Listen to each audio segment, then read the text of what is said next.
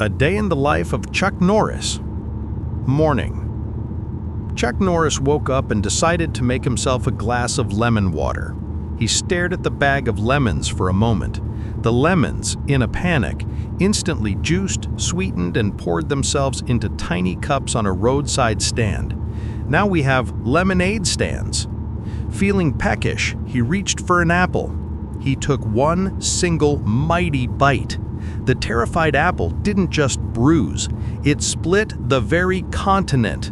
Now we have the Grand Canyon. Afternoon. After his snack, Chuck felt a slight chill.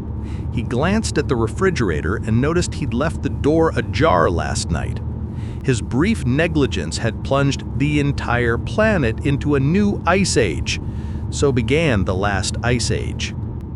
Bored, he stepped outside to skip a rock across the lake. He put a little too much wrist into it. The rock achieved escape velocity, left the solar system, and settled into a distant orbit. We now call it Pluto. On his walk, his dog looked at him with pleading eyes. Chuck sighed and threw a stick for fetch. He underestimated his strength again. The stick sailed past the Kuiper Belt into the deepest reaches of the solar system. We're still looking for it in the Oort cloud. Evening. He challenged the ocean to an arm wrestling match. That's why we have the Dead Sea. Night. Before bed, Chuck got into a heated argument with a brick wall about property lines. The wall, seeing the error of its ways, immediately conceded and cracked apart, creating a massive geological fault. It became the Great Rift Valley.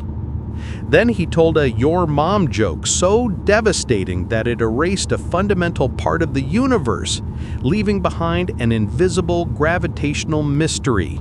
Scientists call it dark matter. Exhausted from his day, Chuck Norris finally blinked. The sudden, momentary absence of his terrifying gaze created a vacuum of pure nothingness. The universe calls it sleep.